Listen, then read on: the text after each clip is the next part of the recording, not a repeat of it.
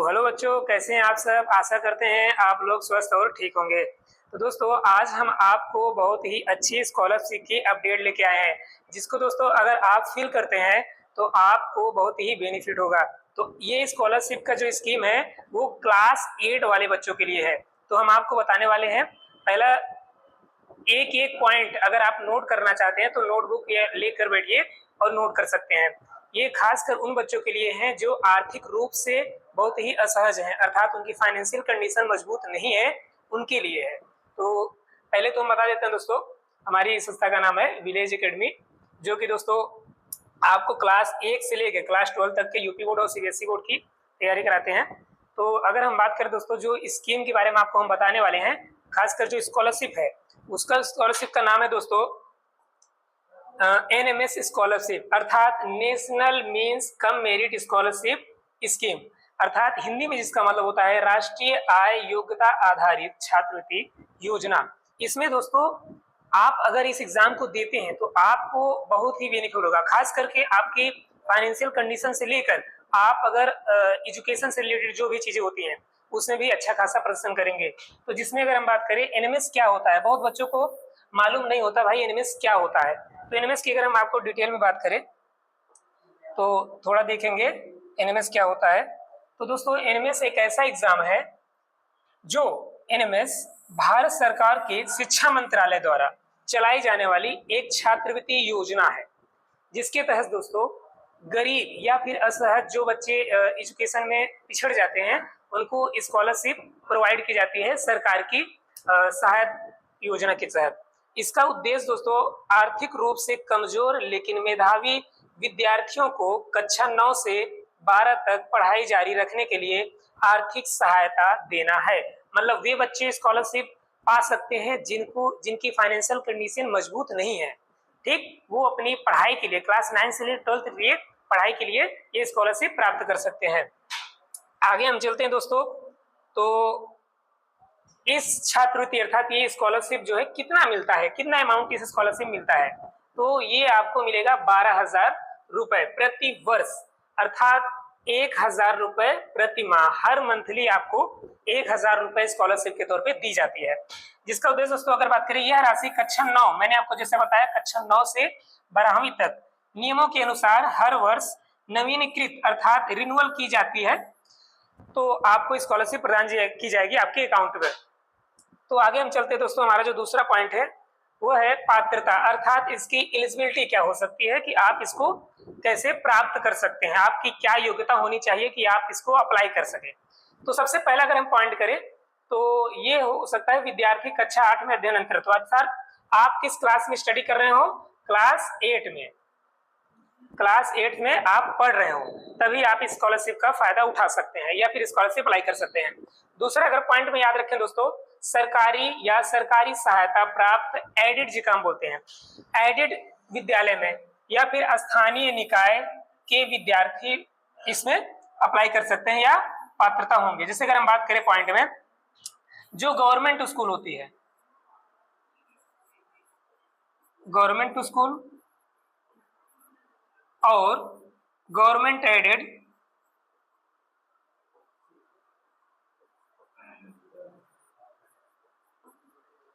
और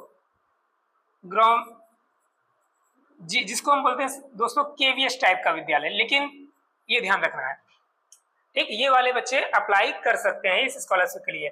तीसरा पॉइंट अगर याद रखें बच्चों, परिवार की वार्षिक आय, आपकी परिवार की वार्षिक आय 3.5 लाख या उससे कम हो वर्तमान संशोधित समय सीमा पर, अर्थात हर वर्ष आपकी जो आय इनकम होनी चाहिए वो मिनिमम 3.5 या मैक्सिमम समझिए मैक्सिमम 3.5 लाख से अधिक ना हो, उससे कम ही हो या उतना ही हो, तभी आप स्कॉलरशिप अप्लाई कर सकते हैं।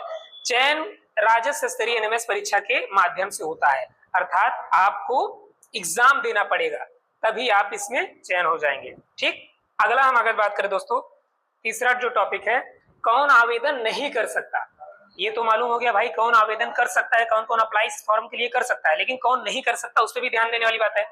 तो सबसे पहला अगर पॉइंट बात करें, निजी, मैंने जैसा बताया आपको प्राइवेट विद्यालय, इसके पात्रता नहीं होंगे, वो इसको फिल नहीं कर सकते, ठीक। और दूसरा केंद्रीय विद्यालय, जैसे केंद्रीय विद्यालय में आपका आ गया नवोदय भी आ गया, आश्रम पद्धति आ गया, अटल आवासीय आ गया, ये वाले विद्यालय वाले बच्चे अप्लाई नहीं कर सकते क्योंकि ऑलरेडी वो सरकार की सहायता से ही अपना एजुकेशन कंप्लीट कर रहे हैं, ये मैंने आपको बताया। और ऐसे आवासीय विद्यालय जहां रहने खाने और पढ़ाई की सुविधा सरकार पूरी तरह से दी जाती है, वे बच्चे अप्लाई नहीं कर सकते। ये ध्यान देने वाली बात दोस्तों, इस जितनी भी डिटेल में दे रहा हूं उनको नोट कर लीजिए। फिर आगे आप देखेंगे दोस्तों, अगला हम पॉइंट आपको बताते हैं। तो चौथा जो पॉइंट है, परीक्षा का पैटर्न क्या होगा। भाई जब परीक्षा ये आप स्कॉलरशिप प्रदान करेंगे तो उसमें कौन कौन से सब्जेक्ट है, कैसे तैयारी करनी पड़ेगी, पूरी डिटेल आपको देंगे, बस ध्यान से देखिए समझिए। तो परीक्षा का जो पैटर्न है उसका दो पैटर्न आपको बताते हैं, इसको दो भागों में डिवाइड कर सकते हैं। एनएस परीक्षा में दो पेपर होते हैं। पहला एक होता है मैट, जिसका मतलब होता है मेंटल एबिलिटी टेस्ट, अर्थात जिसमें आपको पूछेगा रीजनिंग, तार्किक क्षमता, मानसिक योग्यता पर आधारित प्रश्न, मतलब उसमें वही आपको रीजनिंग पूछेगा। ठीक, ये हो गया आपका एक सब्जेक्ट।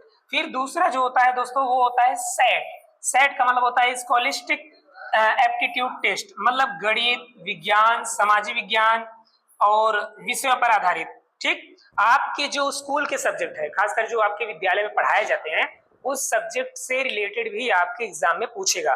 तो ये तो हो गया जो एक एक्स्ट्रा करिकुलर सब्जेक्ट है, जिसका मतलब है रीजनिंग, ये इसको पूछेगा। और एक हो गया सेट। बात कर लेते हैं ये दोनों कितने कितने मार्क्स के पूछे जाएंगे। तो मैट जो होता है आपका एग्जाम, वो होता है 90 मार्क्स का। ठीक, और एक जो होता है सेट, ये भी आपका 90 मार्क्स का एग्जाम होगा। तो टोटल आपके जो एग्जाम हो गए 180, ठीक, 180 मार्क्स के आपके एग्जाम हो गया। और आपको 180 मार्क्स का पेपर रहेगा और 180 इसका क्वेश्चन भी रहेंगे। ठीक, 90 मार्क्स के 90 क्वेश्चन और इसमें भी 90 मार्क्स के 90 क्वेश्चन, ये आपको ध्यान देने वाली बात है। तो ये तो हो गया आपका पैटर्न, भाई किस किस सब्जेक्ट या फिर क्या क्या पूछेगा। ठीक, आगे हम आपको चलते हैं। तो आगे है इसका आवेदन कैसे किया जाए, किस साइट पे किया जाए, कहां पर किया जाए, कैसे अप्लाई होगा, किसी विद्यालय में होगा, ऑफलाइन होगा या ऑनलाइन होगा, कैसे अप्लाई करें। तो ये है दोस्तों पांचवा पॉइंट, आवेदन प्रक्रिया, इसको कैसे करें।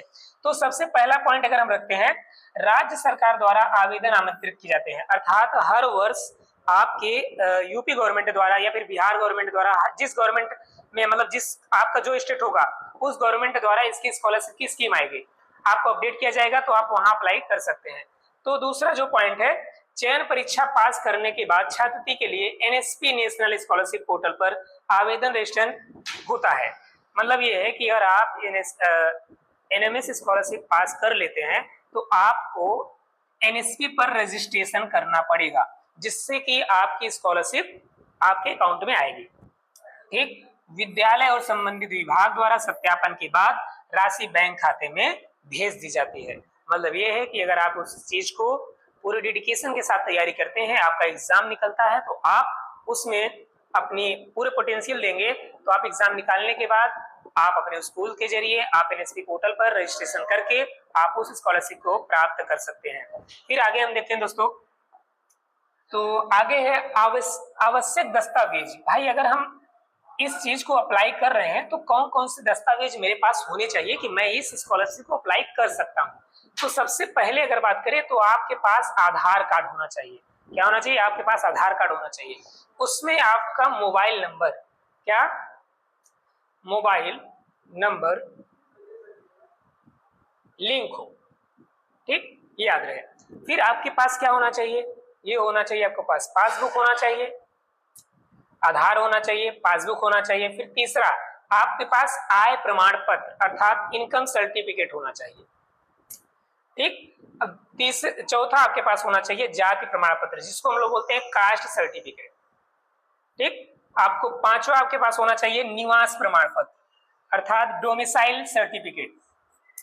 फिर छठा आपके पास डॉक्यूमेंट होना चाहिए पिछली कक्षा की अंक तालिका अर्थात रिजल्ट, जो अगर आप क्लास 8 में पढ़ रहे हैं तो आपका क्लास 7 का रिजल्ट लगेगा। ठीक, 7 पासपोर्ट आकार का फोटो, तो भाई आपका एक फोटो लगेगा।